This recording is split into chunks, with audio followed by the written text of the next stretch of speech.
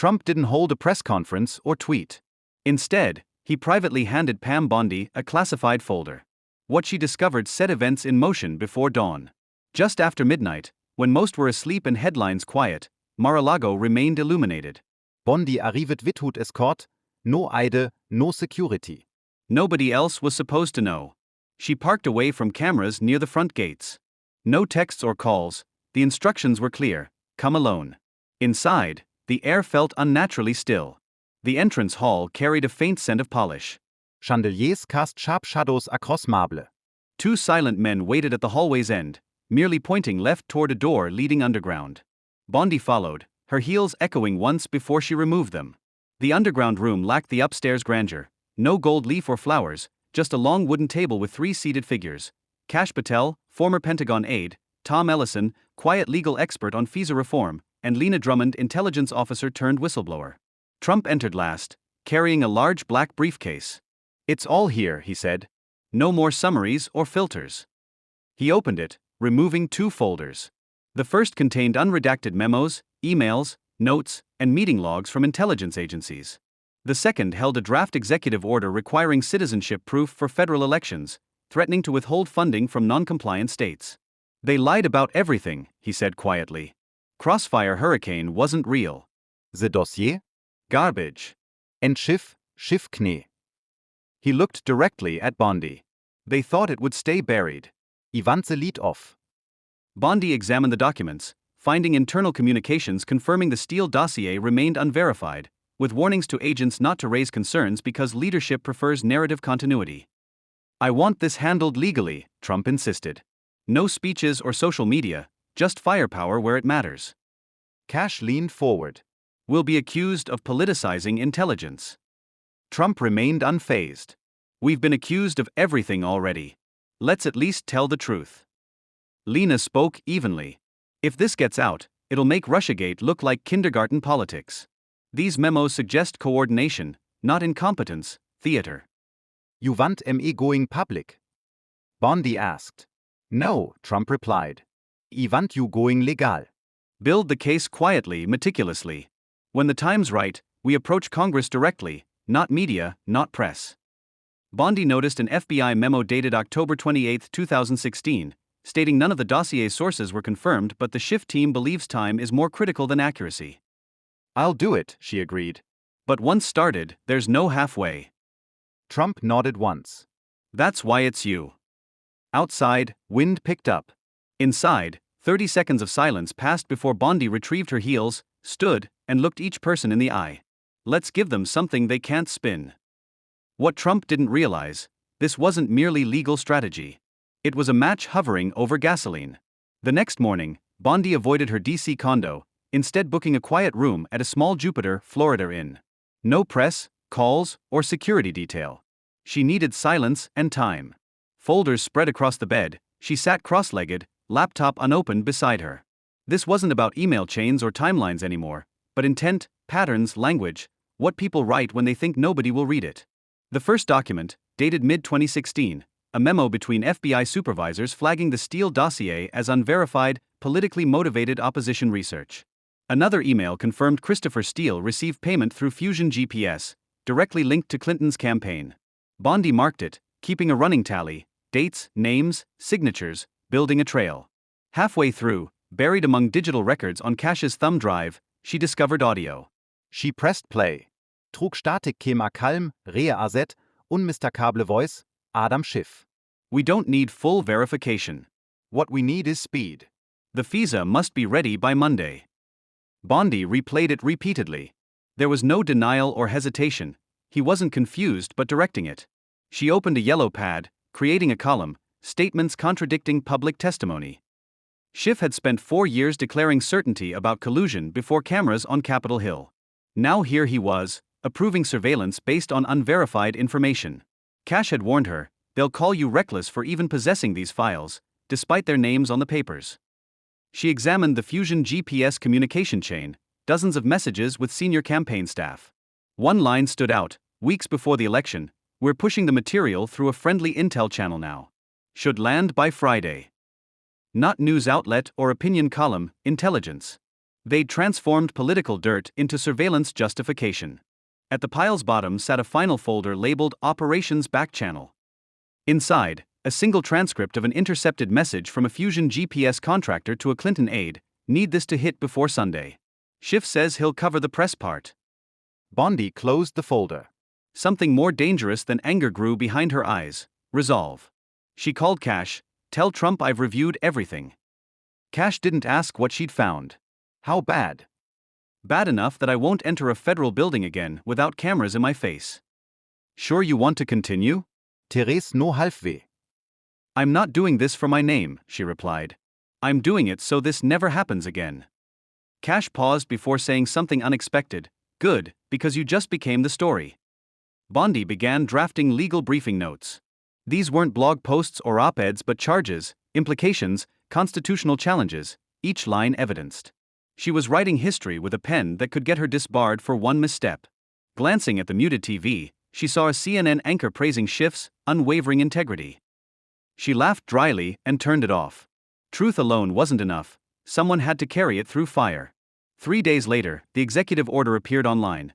No press release or rally, just a cold upload on the White House website at 8:12 a.m., followed by a simple tweet: "From this point forward, federal elections must include citizenship proof. States in violation lose federal election funding." By noon, chaos erupted. CNN ran a 5-hour segment calling the order fascist and authoritarian overreach. MSNBC featured former DOJ officials debating Bondi's potential disbarment. California's Attorney General announced a lawsuit before finishing reading the document. Bondi sat alone in a D.C. war room surrounded by files, legal pads, and prepared subpoenas, watching headlines without reaction. She'd expected this, but not how quickly the machine would turn. Media stopped calling her former Attorney General. Now she was a Trump loyalist with a vendetta. Academic panels discussed erosion of democratic norms, questioning whether her access to classified material violated national security. None mentioned the documents were legally declassified. None addressed their content. That afternoon, Schiff called a press conference. His expression measured, voice lowered for gravity. "This isn't transparency. It's a direct attack on democratic institutions. President Trump is weaponizing declassified material to sow distrust, promote conspiracy theories, and dismantle election systems. Pam Bondi has sadly chosen to be his enabler." A reporter asked, "Congressman, are you denying the memo's authenticity?" "Context matters," Schiff replied. "Cherry-picked information can look suspicious." Bondi didn't respond with press releases or microphones. She called Natalie Winters, not a politician or lawyer but a data-driven journalist quietly publishing investigations mainstream outlets refused. She cared about evidence, not applause. "Sure you want involved?" Bondi asked. "I've been in it for years," Natalie replied. "This just makes it official." While media recycled talking points, Natalie published a thread on X. No hashtags or filters, just screenshots of internal Fusion GPS communications, each linked to timestamps, names, and a digital trail. Within hours, it reached 10 million views. Backlash followed immediately. Next morning, an edited video circulated making Natalie appear to advocate violence.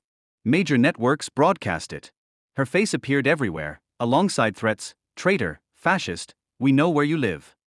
Bondi called immediately: "They're trying to discredit you before you reach the witness table." "I figured," Natalie replied calmly. "Means they're scared." "They are," Bondi confirmed. "You did your job." "What now?" "Now you're not just a journalist, you're a witness. I'm bringing you in." Next morning, Bondi instructed her legal team to prepare Natalie for committee testimony. By evening, protesters gathered outside, chants, signs, cameras. Inside, Bondi reviewed files one final time. Ewer Page fällt radioactive, ewer wird an Akkusation. Not fear but responsibility drove her. She hadn't started this, but wouldn't let others rewrite it. She texted Natalie, "Get ready. They'll throw everything at us." Holzelein.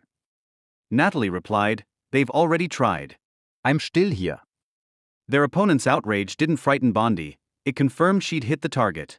A week before the hearing, Natalie arrived at Union Station wearing black jeans, a canvas coat, carrying a worn leather backpack. No entourage or makeup team, just 3 phones, a binder, and growing files of redacted silence following her since college. Bondi's private car, low profile, tinted windows, picked her up. Natalie rode silently, watching the Capitol dome approach, not intimidated but calculating.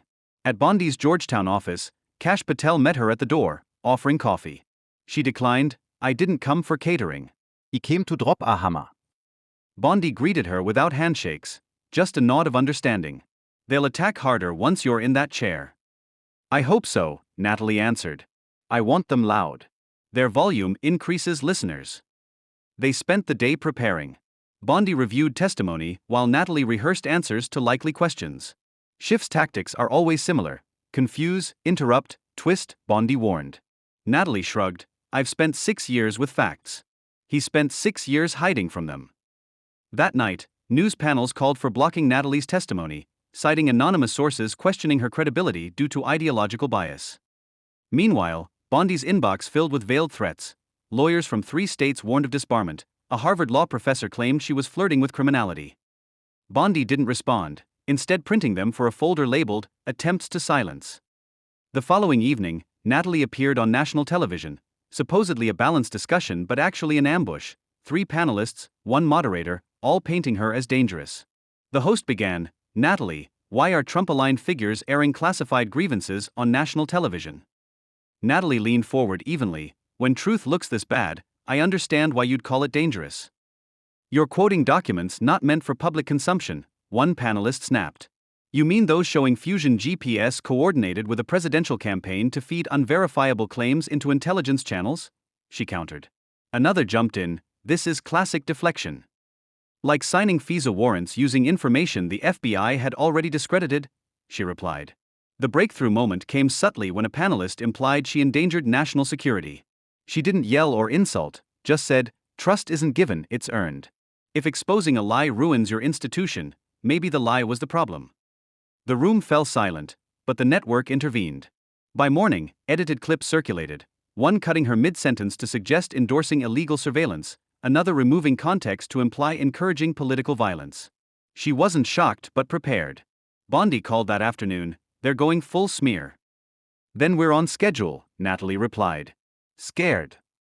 Bored. Bondi laughed for the first time in a week. Jure in Sahne. No, Natalie corrected. I'm a flashlight, and they're cockroaches. Bondi stared at raindrops sliding down the window. I want you beside me wen wie enter. Not behint, not after. Beside me. Get ready, Natalie answered. I'm not bringing a folder. I'm bringing receipts. When Bondi and Winters entered the hearing room, seats were already filled. Press had lined up before sunrise. C-SPAN's feed crashed twice before 9 a.m. Reporters whispered into phones as if awaiting verdicts, not testimony. Inside, the setup appeared official: polished oak, flags behind chairs, water bottles lined up like props. But Bondi recognized theater. Schiff had constructed it to humiliate her, not realizing she came to expose, not argue. She sat without looking around. Natalie sat left, reviewing notes, silent but focused. Her presence alone created tension. The room held its breath. The chairman, who once called Bondi a relic of partisan politics, tapped his gavel. This committee is called to order. Adam Schiff spoke first, controlled, words sharpened to cut without showing the blade. Let the record reflect this hearing isn't a stage for conspiracy theories. Ms. Bondi's selective leaks and commentary threaten national security and institutional integrity.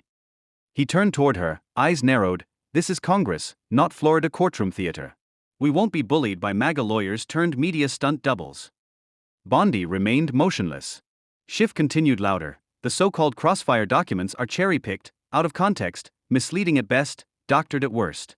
The notion the FBI conspired against a candidate isn't just false, it's dangerous. He leaned back like awaiting applause. None came. The chairman nodded toward Bondi. You may respond. She leaned forward quietly, controlled. Thank you, Mr. Chairman. Let's address the congressman's concern about context. Clicket A-Button, displaying an FBI memo from Oktober 2016, Topline, Steele Dossier remains unverified. She looked directly at Schiff. Let the record reflect that the foundational document used for surveillance on U.S. citizen Carter Page was never verified according to your own agency. Clicket again. An audio file played, scratchy but clear, time-stamped. An FBI supervisor, yeah, the dossier is still junk, but they're pushing it through Schiff's office. Just get the warrant approved. Gasps erupted. A staffer dropped a pen. Somione visperet so meeting like aprea. Schiff leaned forward. Mr. Chairman, I object. That recording lacks context. Bondi clicked again. A second voice. We've told Schiff's staff this hasn't been verified.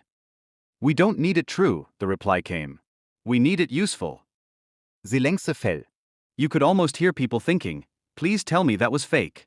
Bondi turned slowly to Schiff, her voice steady. You're not being cherry-picked, Congressman. You're being quoted. The chairman attempted to interject, but nobody moved.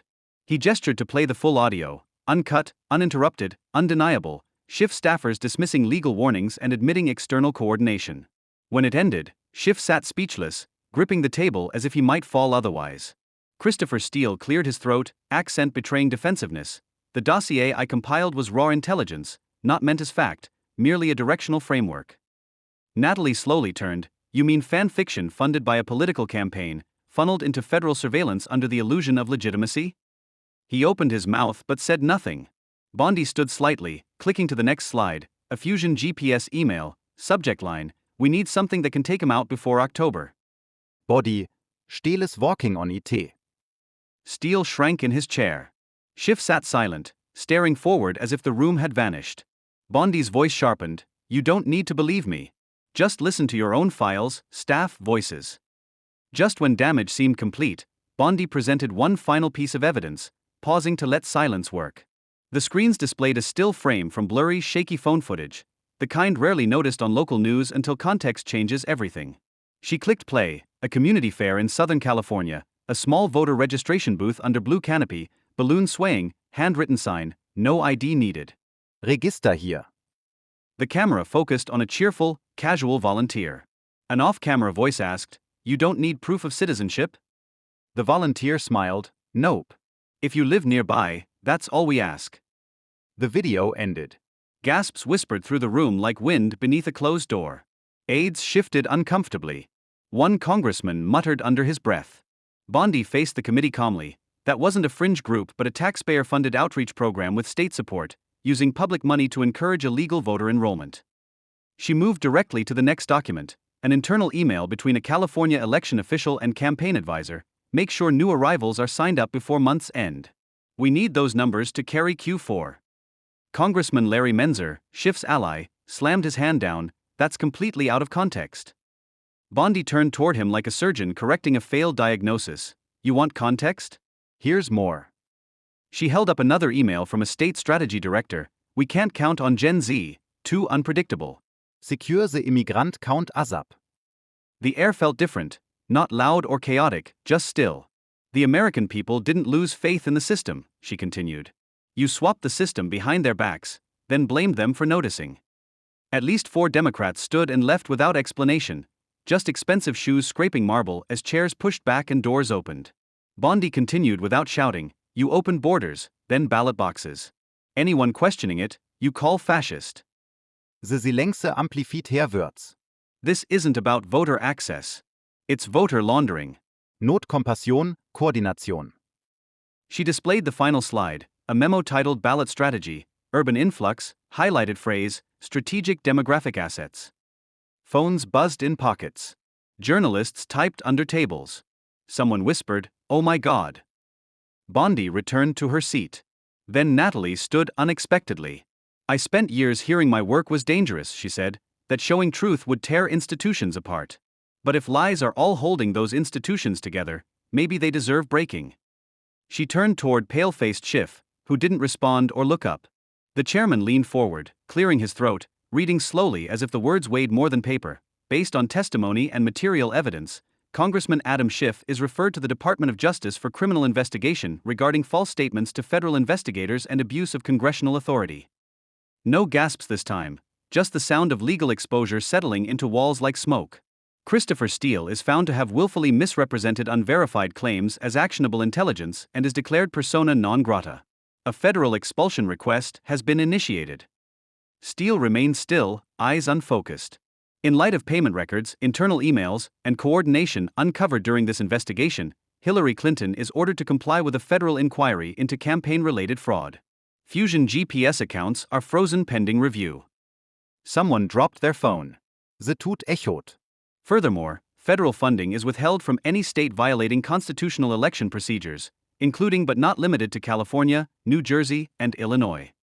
Outside, crowds watching on giant screens began cheering, not wildly like at rallies, but like people finally hearing long-awaited truth, like breath finally released.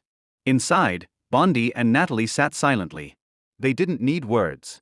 That night, streets outside the Capitol weren't chaotic or loud but focused. Small clusters stood in cold, watching replays on phones. Some had tears, some didn't speak, but most shared the same look, like something carried for years had been confirmed. You were lied to. Bondi watched the crowd through a narrow curtain slit. It wasn't about Trump or herself, but the weight of finally hearing someone speak aloud. She turned toward the stage, past reporters still typing, past her legal team running on cold coffee and adrenaline. Trump had spoken earlier, keeping it unusually brief, no slogans or sarcasm, just, they didn't come to win power. They came to take truth off life support. Now it was Bondi's turn. She approached the podium without papers or folders, just her voice and a room of people finally listening. I've been offered much these past days, she began. Cabinet seats, committees, appointments. She paused, not for effect but to let the moment settle. But I'm not here to manage power, I'm here to teach people to resist it. The crowd didn't roar but stood still, some with hands over hearts, others lowering heads.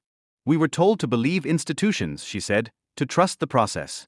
But if journalism should speak truth to power, she said, what happens when power controls every word printed?